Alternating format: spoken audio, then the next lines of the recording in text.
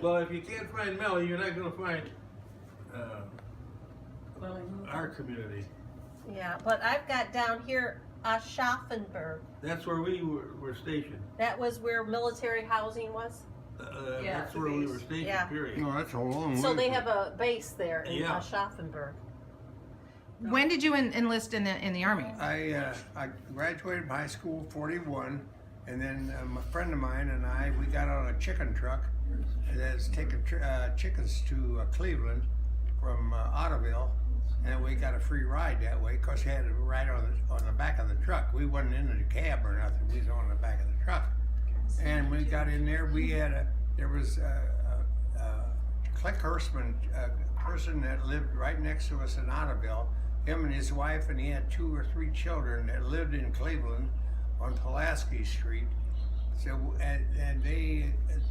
we slept there a couple nights. And then Bill Lauer had his aunt lived in a big, nice suburb of Cleveland, and her husband was a general he was drafted, I guess, a general in the and then we stayed with her probably a week, and then we got we met Click Hirschman and his wife, and they had a room on Pulaski Street that they rented to us, and then we stayed there for a while. Then Bill went back to Lakewood and lived with his aunt, and I found a room on Do you see Melly there?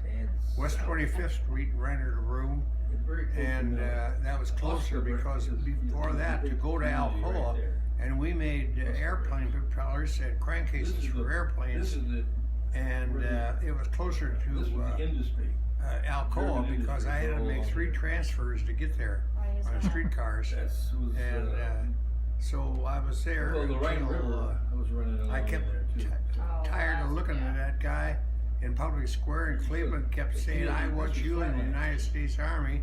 So I got tired of listening to that. I knew sooner or later I was going to be drafted, so I just went in to enlist, and I thought I wanted to get in the Air Force, and they give me a colorblind test, and I flunked that, and they set me down, and I flunked it again, and they set me down 3 times, and I couldn't read the numbers there because of the shades, so I couldn't get in the Air Force, so I joined the Army. And then from there I went to a camp on Lake Erie, Camp Perry, and then from Camp Perry we went to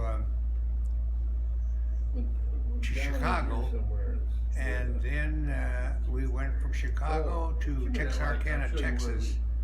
And one thing that noted, I think I got a kick out of this, because back in those days, everybody seemed like they smoked, so they had these little book matches, you know.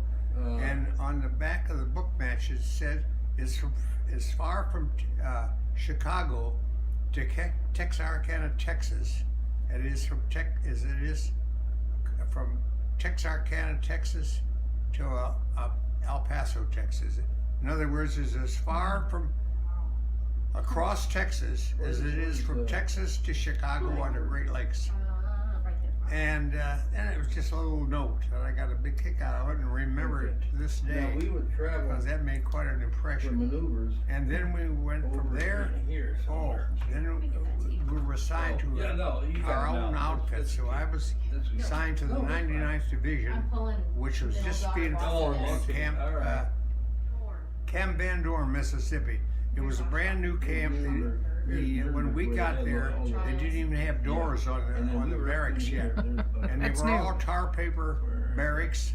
And the food, it seemed like everything we ate was. I always complain about. Oh, sheep. Yeah, goat. And it got so bad that we always send somebody up ahead to the mess hall and see what we're going to have, and if you turned around, you go, "Man!" and we go to eat Hershey bars. And it was something that we were there for, I suppose, 8 months, and then that was our basic training, and then when we were a bunch of scroungy looking thin guys when we went there, but boy, they fattened us up. And it was a different looking group when we went head from for Camp here Maxey, Texas. out And there we along took the- advanced training, and after that, I suppose we were there for, I don't here. know, 6 months. Right on the And border. then from there, we shipped We could overseas. see the And I was Reds on and the the, Guards. trying to think of the name of the ship it I was was on. all guarded. I can't recall now.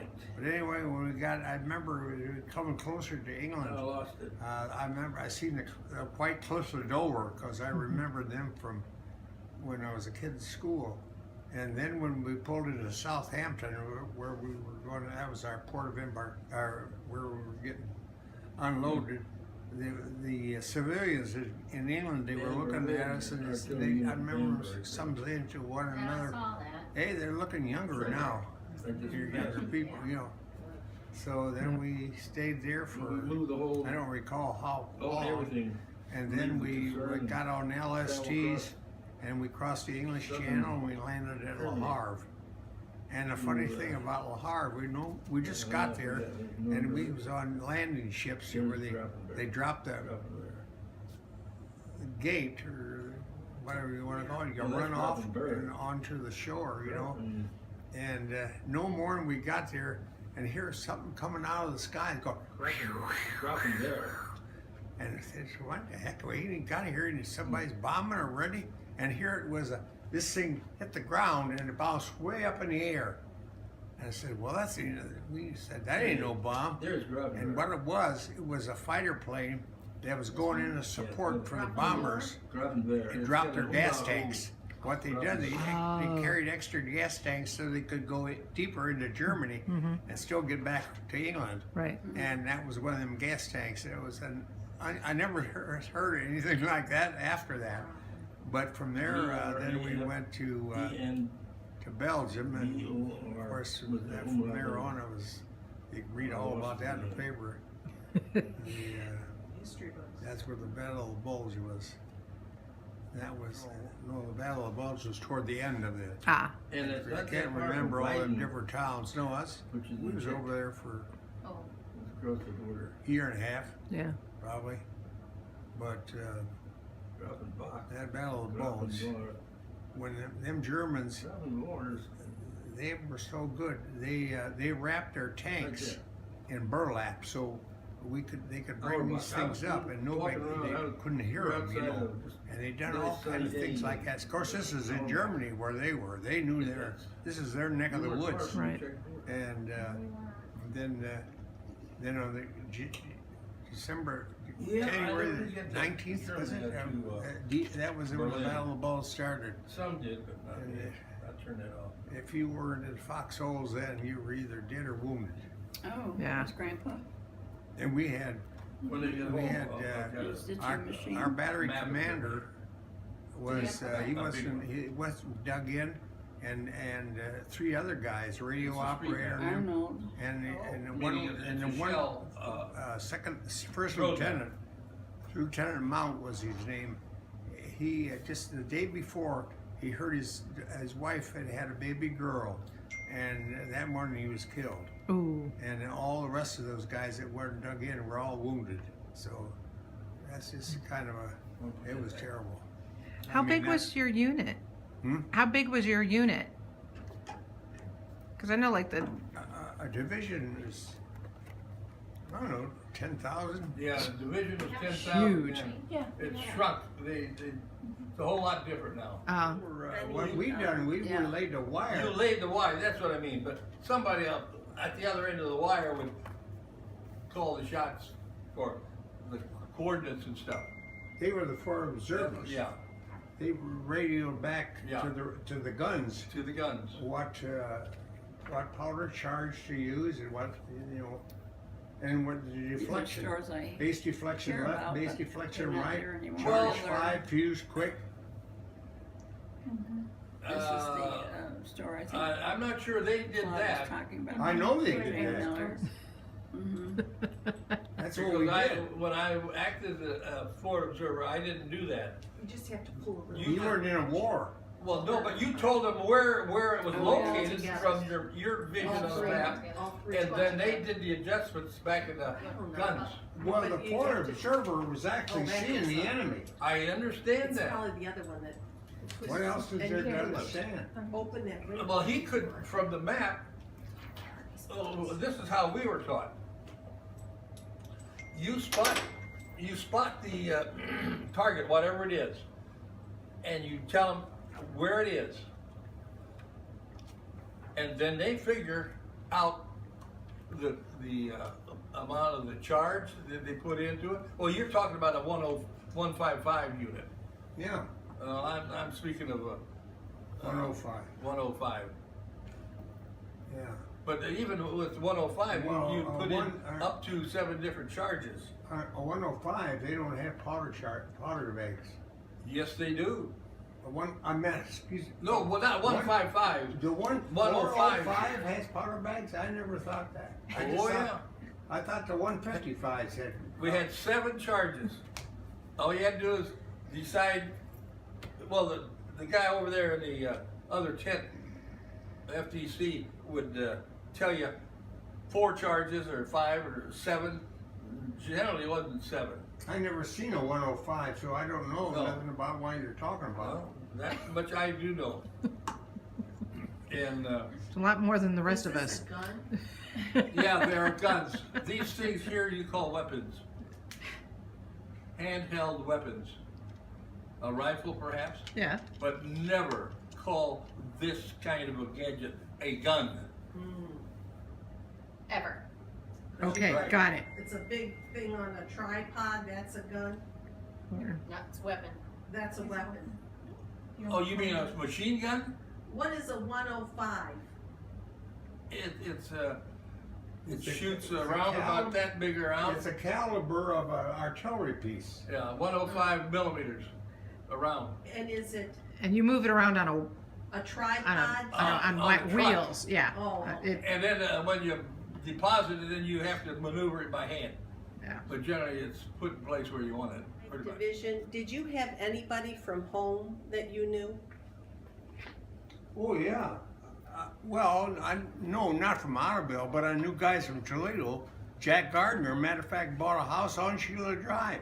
How did you know him from Toledo though? Oh, well, hell, we all. That's how you met him. Oh, you just met him for the first time.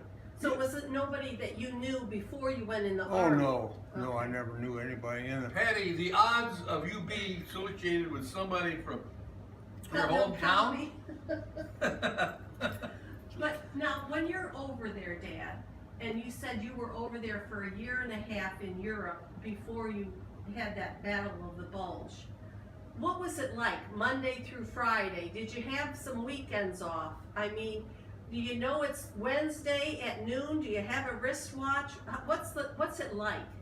Well, when you were there, if you had an opportunity, depending on where you were located in Europe, and I went into Brussels and seen that pissing boy, at the curb. Oh, I yeah. wasn't going to miss him. He's a national figure over there. But what were you doing Monday through Friday? I mean, what were your jobs? Well, we continued to learn how to lay wire and to be able to observe the enemy, so you could direct the fire where you So you wanted were to. still in classroom when you were over in Europe? Well, You were Field still classrooms. field classroom? Yeah, I was gonna You were say, you being don't- trained how to actually do what you were taught. And then in the another thing books. too, your unit, like our division, the 99th Division, we moved as we made progress, as we went forward. You just the land that you captured, you continued to occupy it. So When you that's- got over to Europe, were you at military bases where you were eating out of a mess hall? And when did that? No. When They did didn't that? have bases. Yeah, when did that end and you started getting rations? And what was in a ration? as soon as you hit Europe, As soon as you hit Europe, you were on rations. rations. And what's in a ration? It depends on eventually The they good went. ones first. Eventually they went to these cans. You just Sea rations. sea rations, they call them. Yeah, you open it up and what the heck, it's been so long, but be like, I would say roast beef. What you got to eat when you were on the line in Europe was the best thing you could have for nutrition for everybody that was over there. It was a Compact balanced diet. energy, yeah. It may not taste good, but it was the best thing for you and the army that was serving there, you know, because you got to keep them healthy. Right.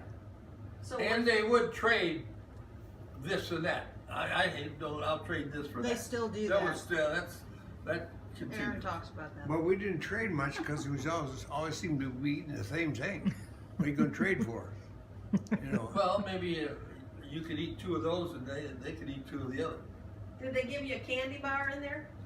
Well, they give you a chocolate, it was real hard, but I'm sure it had lots of nourishment in it. How about some cigarettes? That's a good question. I don't think they came with I rations. don't think they No? issued cigarettes.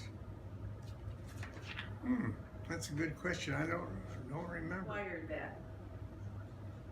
I smoked before I went there, but I don't know. And before you got into the Battle of the Bulge, so you had opportunity for R&R. Well, we were in 2 other major battles, but the Battle of the Bulge is probably the biggest battle of the war. But before the Bulge started, you had opportunities to have a weekend off or a day off. No, there wasn't nothing like that. No. Although, like you say, when I was in Brussels, if our unit was like in the back, we weren't up at the front at that time, then we were allowed to look around, you know. But just to remember all that stuff now after all these years, it's I don't know. But when you were in the line, no, you didn't. You weren't going to no Brussels or going around stargazing, visiting. And then you always talked about taking a bath and shaving with your helmet and putting snow in there and letting the snow melt.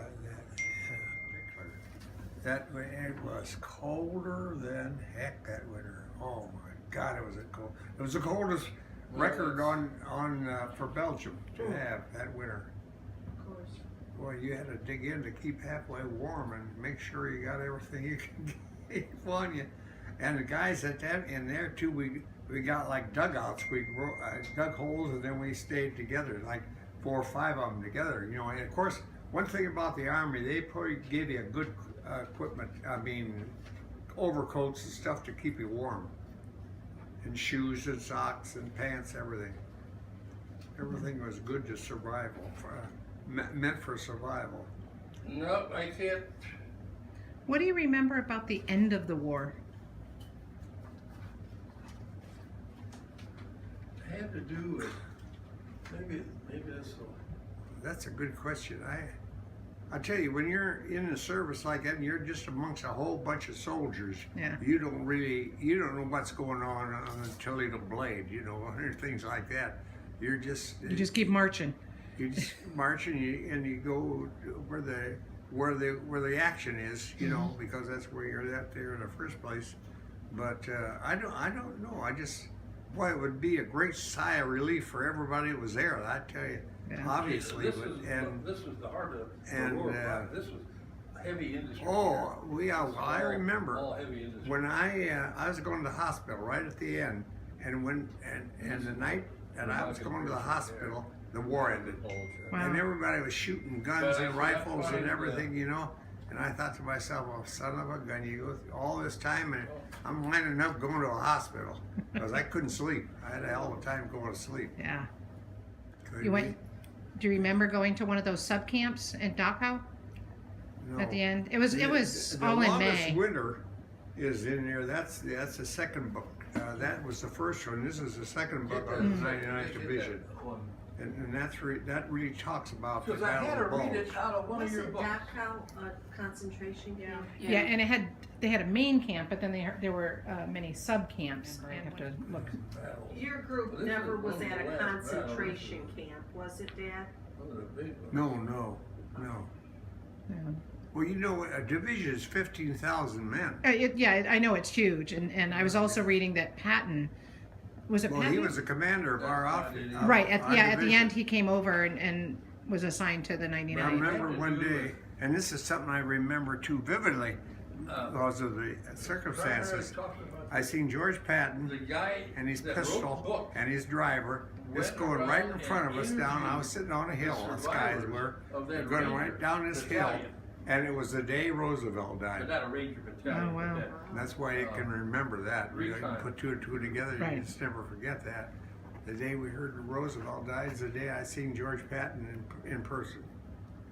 Close enough to see his pistols. You Oh, didn't yeah. see it? Well, he's sitting in a Jeep. He's driving a Yeah. Jeep right by us. Yeah, his weren't they pearl handled? No. Pearl handled I pistols? thought Was that so, him? too. I think he always had them fancy pistols. Yeah, they were pearl. Yeah. Yeah. Well, you mentioned something that you trained in the South with the idea you were going. Maybe it was your idea of everybody's going to go to the Far East. I think every GI that ever was in the service can go along with this idea. If you listen to every rumor that they told us in the service, our heads would be spinning. Well, anyhow, I thought you said something you had trained with the idea of going to the Pacific. Far East. Well, they probably give us specific training, but I mean that scuttlebutt was it's part of being in the service. Yeah. And anybody that was in the service they know about that. Now, after the war, Dad, you were in charge of a kitchen Yeah. somewhere. Where was that? That was in Germany, Nienberg. I think. Nienberg? Nienberg, yeah. NIE. Yeah. BRG. Nienberg. Mm-hmm. I always remember this.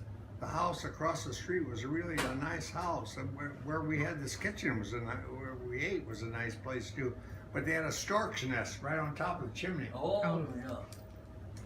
This Good is luck. Mary Ann's, Oh, was it? A stork's nest Sign of was good luck. sign of good luck.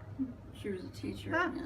They got pictures of out of kids that were 224. lived around there with us. 23, and With us, we had our kitchen, and also 18, the women that done the 90, cooking and for us. Grandpa. You know, and and we ran a railroad through there. They ran from up near the way up in northern Bremerhaven?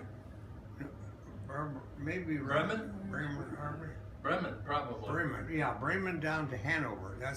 I was connected with a railroad battalion. This is after the war, and because I had that training in Cook and Baker School. yeah, they told me to run this kitchen, and anyway, we had women, probably 2 or 3 women that lived in that neighborhood, in that little town, Nienberg. They'd done our cooking, and then I'd ask the guys, what do you want, or this and that, what do you want to eat? You know, they'd want a steak or something like that, and I just tell the guy that was on the railroad, you just he'd break into the car and get what he wanted and take it to us, and we'd have it. And but war was over then. Yeah. So how long did you stay in Germany after the end of the war? I don't Do you remember? It was a while. And I left from one of the cigarette camps. I don't know if it was Lucky Strike or Old Gold or what it was. What's a cigarette camp? That's when you were going back to America. They had about 3 different cigarette camps: Chesterfield, Old Gold, and one more. Then you went to one of those camps, and then you were shipped from there. It was just a term for embarkation back to the United States. I guess somebody decided to just use cigarette names, huh? Make it I don't interesting. know how they come up with the cigarette camps. That's what they call them. Yeah, because the war ended in when? May 45. 1945. And I don't think you got back until after January of 46. 46. Oh yeah, so you were there a while I don't longer. even, that's That's so long kind ago, of I fuzzy don't for remember. Dad. Do you remember him coming home in the winter of 46, Jerome? No, because I was in the seminary and I couldn't get home. I see. Uh, Were you in your like junior year or was it a freshman year more? 46. 46 would have been probably. Junior year. then your junior year. Junior year. So, and then that next year you came home and finished in Ottoville. Yeah. Your brother was home, you were all the way down in Columbus and decided that's not for you and you came back. Yep. Thanks. Yeah, Yeah. life would have been much different. That's It right. would be much less populous. Quite a few kids less, wouldn't it? Yes. Live with him. That's right. Yeah, That's The right. other side. Jerry, you didn't know how lucky you were. Oh man, that's what I was thinking about you. Yeah. And then Dad lived with us for at least 4 or 5 years, didn't he? How long did Dad live with us? Five. 5 years. Before he passed away, he died at St. Vincent's here in Toledo. And I'm up in the UP. Yeah. That was I far. got the word when I was down in Lansing, and I'd flown. I didn't have wheels, and I borrowed my boss's car. Well, he had a big old station wagon, a huge monster, remember? And I got in and driving.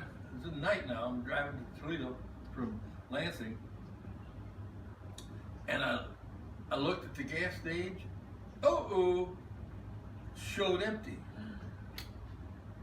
And this is where we had rationing of gasoline. Yes. Oh, And yes. we had lots of gasoline stations were closed early, Yep. or they didn't have gas. This is February 3rd, 1974. And You were in Lansing? and Oh. I'm out of East Lansing area, I'm going to, and I'm thinking, where do I stop? And I stopped the county seat where they have the Melon Festival, Howell. Howell. And I saw a gas station was open, and man, I pulled right in there, and I was able to fill it up, I guess. You must Yeah, I'm not sure. I got to Toledo,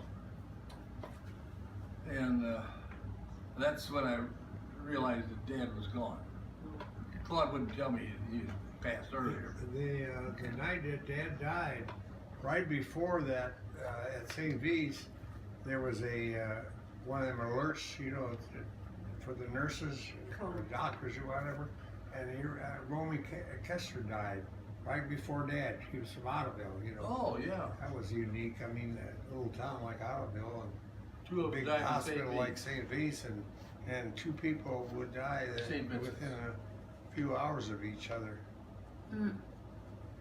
And he was, well, I went to school with him. Yeah, At that time, he was young when he died.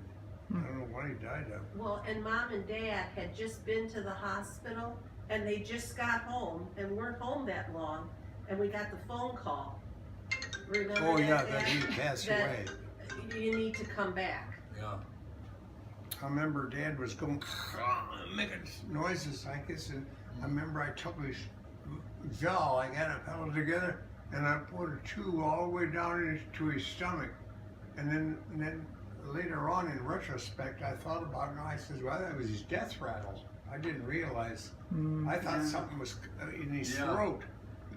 But I wasn't a doctor, so I done what I thought I could. And I got it right down to the stomach, but that wasn't a problem. No. No age Wow. caught up with him. Yeah, he lived long. 92. Mm. Now I'm 94 and Mom's 95. Oh, we come from good stock, don't we? Which is We're sad. sturdy. You guys are going to be on for a long haul. Tell them husbands and wives, or husbands, tell them. It took me a while Hang to on. find out why Ann married me, but it's because of the good stock. That's it. Well, that's what my biology teacher said. Oh, yeah? She said find a sturdy guy? Yes, I think we were sophomores in high school, and this was Mr. Cameron was his name, and he always wore a suit and tie, very serious. We had dissected frogs and bugs and everything else in his class. Boy, and worms, I remember that. But he said, you know, when you get married, make sure you marry good stock. And here we were sophomores in high school. And why I remembered that, I don't know. I mean, because that was what, 10 years, at least 10 years later. I still remember that. Apparently it made an impression. I guess so, I guess so. You picked a sturdy German. Mind is that for whatever reason, just stuck in your mind, and you recall them, you'll remember them all your life. And I don't know why it is that way, but that's just the way it is. We remember better when there's a story attached. Probably. That's how we learn best, is through stories. I always think about Joe. But it's connected with an event. Oh, yeah. Really young, they had me carrying a bucket, enamel bucket. And you with didn't lid. you didn't have to provide a license though, that you were. No, and I carried. I had the bucket. That's because they don't hand out buckets. I carried that bucket down there, and they'd fill it up and take it home. And then when I was But older, you didn't have to be 18 to get the bucket of beer at that time. not then. No. And then it's a family deal, you know. And then when I don't know, they must have lost that bucket or got the enamel broke too much. They gave me a gallon jug, and then I guess it was Paul would wipe the neck, the mouth of the bottle with oil. And I said, "Why did you do that?" It seemed a little odd. He says, "Well, that keeps the beer from getting all foamy, so that you get a full gallon of beer." Uh-huh. Nice tip. Yeah. That's the. Okay, next You'll time remember today. next time I'm filling my bucket of beer. Gallon. Oh, a jug. gallon jug. Yeah, I'll remember that. I remember when I was a boy, Mom said that her dad used to say, "Hey, Kate, go down and get me a bucket of beer." He just took a bucket down, and these I don't even know if they called them bars at that time.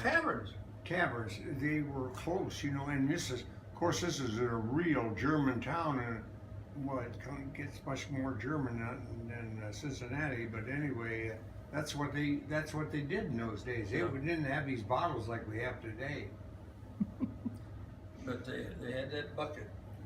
Talking about $1 for the bucket. Talking about Germans, when Joe, Patty's youngest son, was going to St. Francis, and they had teachers from, like this one I'm talking about was from Germany, and he says, "She have kids?" He said, "I got ties that's older than you guys." What? I was at the Y, and I was talking to somebody, and he apparently was from Cincinnati, and he was a minister of some kind. And I said, "Well, my mother, I think she was born and raised over the Rhine." And I told him where Mom lived, you know, and he said, "No, that's not over the Rhine." So I really don't know for sure just exactly where that over the Rhine area is. But That minister was wrong. The Reds of game always, Cincinnati's baseball team always starts the season with a parade from the Fenway Market to in this particular case, a Great American Ballpark. But they've been doing that for years, and boy, is that a parade. Every store, not every store in town, but all the biggies all have floats and things that it's just a big thing. It starts early in the morning, it goes all day, until the game starts, and then of course the game goes on. And in this particular year, we lost as our opener. Again. I was out of what I did. And what was your service? What did you do, Mom? Her and her sister enlisted together. Yeah. And you enlisted in what? We were code breakers, and they had things Waves. that were, somebody had given Waves them, and and then you have to waves. take this stuff and you put it Maybe. through all kinds of, the first, the Sheets. yeah, and then you have other big machines that have all rollers and stuff and different things, a lot of different things are made to it. And sometimes, there were 2 times that the officers and them came in and thanked us, wrote in, so those 2 times they probably found something worth using, that's all. But it was kind of a boring thing, really, because you're doing the same thing all the time, every day. For 2.5 years. It was Where did you work? in Washington, Okay. yeah, right in Washington. You were- Here was which one you girls was in the, Jean was in the army. man, you were. Sorry. She enlisted in the waves. I was in the Air Force. Thank She you was very in the much. Navy waves. And you were the Navy Waves. Well, who are the WACs? They were in the Army. Oh, Women's Army Corps, right? Okay. And And then what does the waves, WAVES, stands for? Women Auxiliary? accepted for, Voluntary. what? Voluntary Voluntary service. so, such a time. Emergency service or? yeah, probably. That sounds about Yeah. right. Women's accept. But you and your sister both joined up. Yeah, we both were with that, and she was. I know that She women's was in accepted the for other voluntary part where is they right. had other machines. And I know the service is right, I just don't know. And Did you live on a military base or in apartments? military. Okay. And then there was a time when you lived in the hotel in Chicago. Yes, there was times that like we were changing from one thing to another. And then we'd be in a different place. Maybe we were in Washington, we were in the other towns around there, big towns.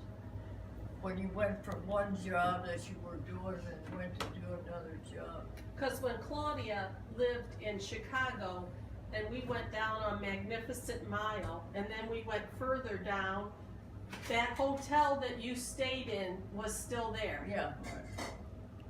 I think there's more known, I don't really remember a lot of stuff. Mhm.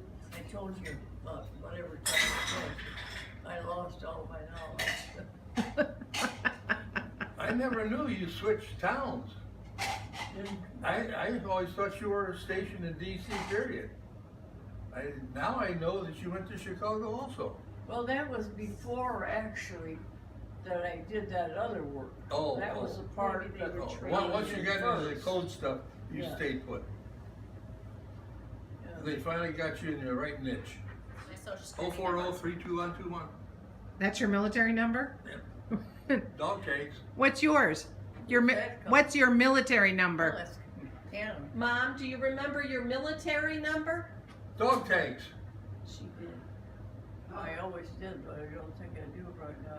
That's all right. I know, put on the We're spot. not grading We'll on go this to one. you, Dad. Do you know? 1535478. Isn't that amazing? 2468 something. What is it, Mom? I think it's 2468 something. Oh. But they don't Boy, say they that stuck with anymore, that do they? jingle for a long time. Yeah. Yeah. Hello, boy. Well, at least she knew you were imagine this little concentrating on second something. grader Oh, who's yeah. listening to this nun, and then what's he starting to think about? Something at home or something? Jello. J. He was probably hungry. Yeah. Let's I bring lunch just to like lunch. to picture him like that little boy saying that. And one time I went up have to remember to I a started nun and I at just the put my bottom. arms around her and hugged her. And then I had to work up to that other stuff. Yeah, well, that's all right. Oh, I was in charge of ringing the bell. Yeah, for recess. Who? For recess? No, to come in for noon hour. Oh, well, yeah, Come back okay. to class, and I went up and I showed him how you pull the rope, you know, Yeah. to ring the bell, and I pulled the rope a little too far, and the bell started ringing, and the darn kids all started lining up to come in, and wasn't time yet. That's the old school. That was the old They were school. well trained. Yes, they were. You hopped too back then, right? Oh, yeah.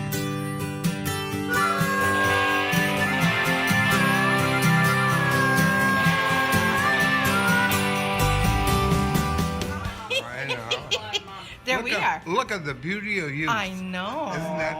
I know. And look at that spunky guy right there. Yeah, with his life, there's hope is right. Exactly. Yeah, and there's you and your brother. See? Oh, it just continues. Yeah, well, it's taping. Oh my God. There you are. I know, pretty amazing. Smile, Dad. Yeah.